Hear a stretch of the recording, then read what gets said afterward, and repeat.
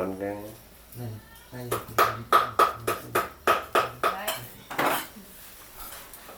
không là để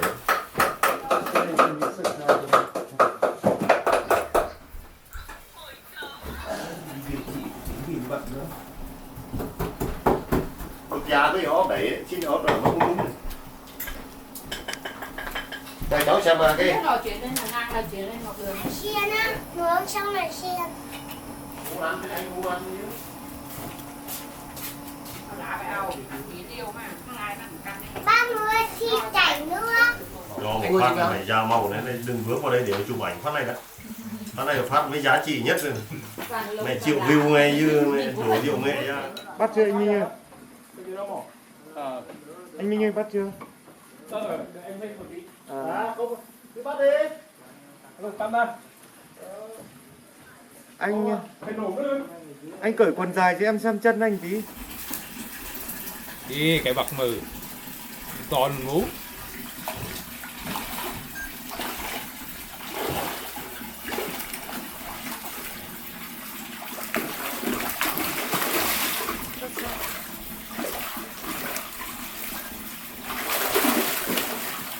Thích khảo phá anh ơi. Tôi thích đi kết khao. Có giết tiến.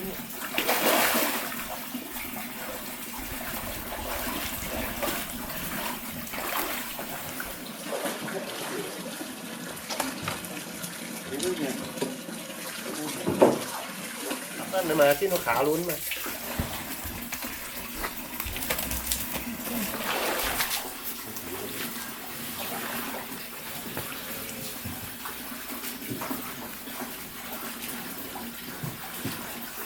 Tất cả Ồ, bắt đấy cái con đảo ấy luôn chiều vẫn vào ấy.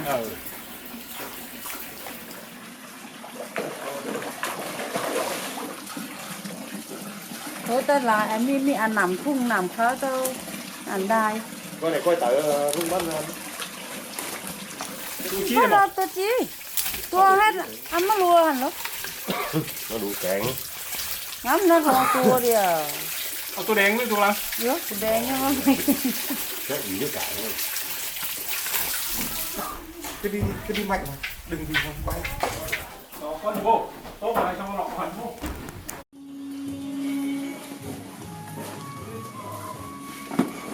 Chú nó bay mà, tôi khổ nó bắt lỏng mà, nhét qua nó bay mà, tôi khổ nó bắt lỏng mà, nhét qua mà. Thấy không chú ạ? vào là mà có cho thơm mấy nọ mình phải ống. Không mà, đi như tay gì á. Mai có ăn cơm đây chứ?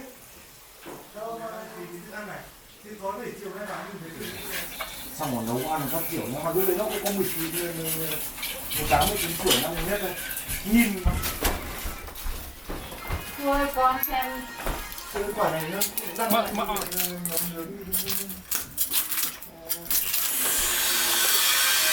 cái này cái giấy này để gì đây?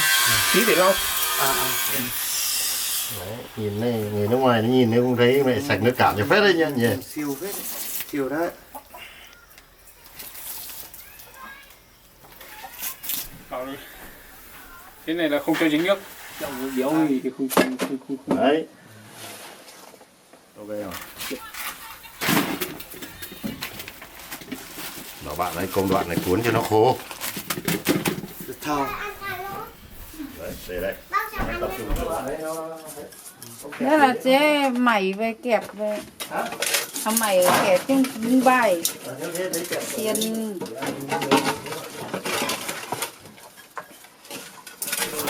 Nhẹ thế thôi.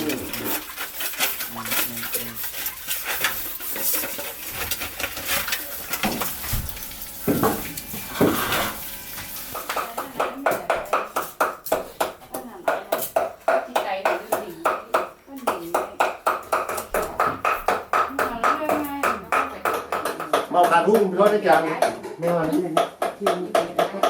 Đâu bị kẹp kiểu ăn cái. đấy mình không chặt mà nó xuống nó là to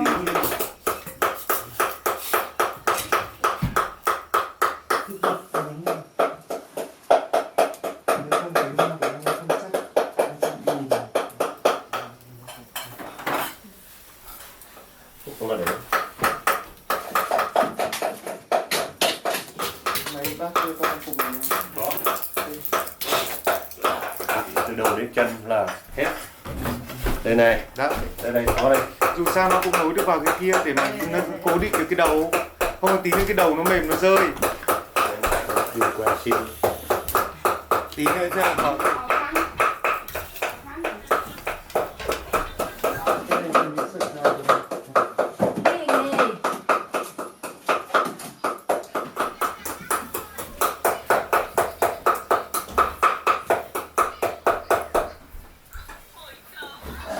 Đang đi lấy than cho vào. nào nông nghiệp mà thấy một này đó bỏ phòng mà kèn nó điêu mà em có đúng một Thấy này hết ra. Sao vào cùng nó ngoài.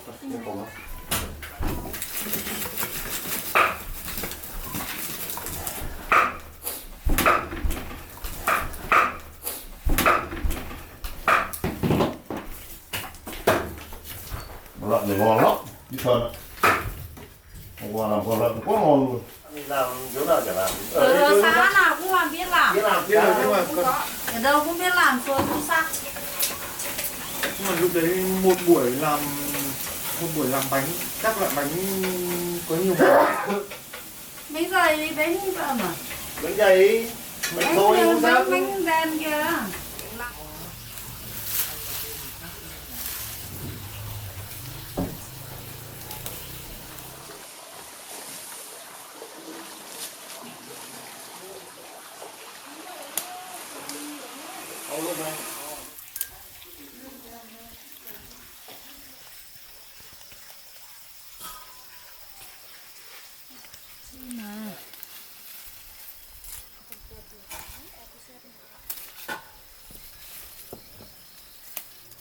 Sáng mai dậy lúc 4 giờ hoặc 5 giờ đấy ra để xem họ thịt gì đấy. thì cái này thịt cũng lợn này biết nghe tiếng gì đâu Không. cái này Mẹ ơi cháu đi đâu? Đi phải ra. Lá sung. Chỉ bằng xiên à? chiên chiên này đó anh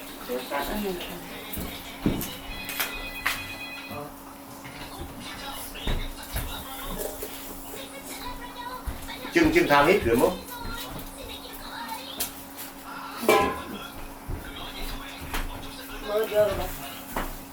Cốc ra. cốc cái này Nó để áo vào. Chưa rồi. ôi rồi không bao giờ tao mới chữ để chịu á đây cháu xem mà cái Rồi chuyển lên hàng ngang là chuyển lên ngọc đường. Con ăn được tụm mà bé ơi. Áo khác mỗi nữa. Áo con đây áo cô cải xin ha bác cải. Rồi nó để mình nuốt cái kia. Nướng này á. Xong lại xiên á, nướng xong lại xiên.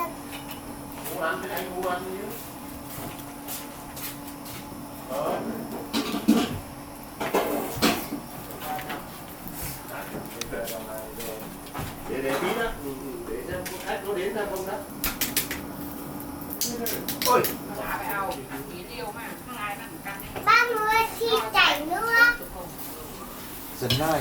đấy phải chung dao cái thớt Mẹ ơi. Ai Con, cắt? mẹ ơi. Dạ. Vào trong này xem bác muốn nướng thịt. Đổ thêm được vị. Còn nếu mà không cho mạnh tay đường không nổi vị nữa, còn cái này quan trọng nhất là có tỏi. Rồi với rau thơm đào. Mẹ ơi cho con ăn một miếng. Đây, Cà rốt nha. cà rốt đây. Cho con cầm. Cá mồm. Cũng làm con thỏ. Cắn con là dị ứng luôn. Được ba chị. Dầm lắm cho chị ơi. Không, ở góc này có rối vào đây này.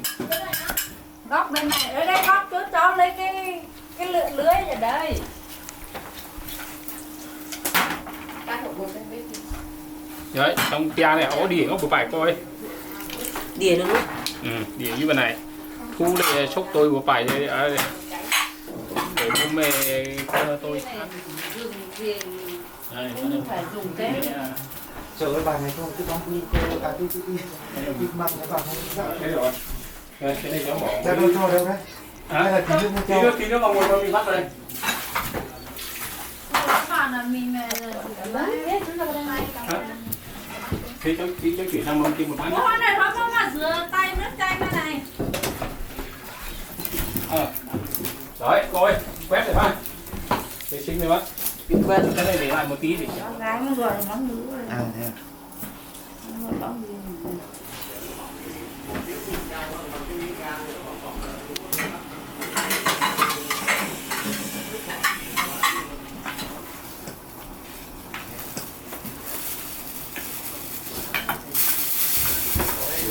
Dạ gần gì nữa mà cả sông.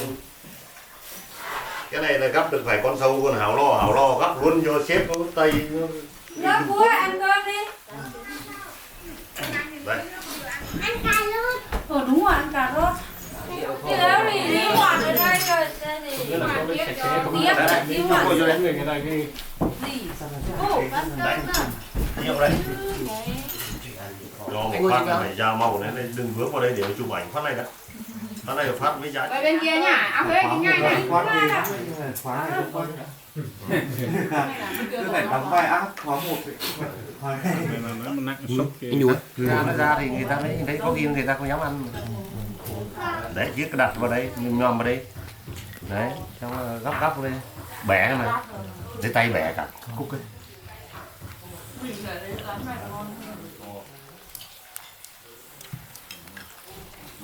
Nè hả? Làm vèo cái nó trộn nhá. Cùng về lên công nhận món của nó ngon thật. Và lúc đấy bị choáng luôn.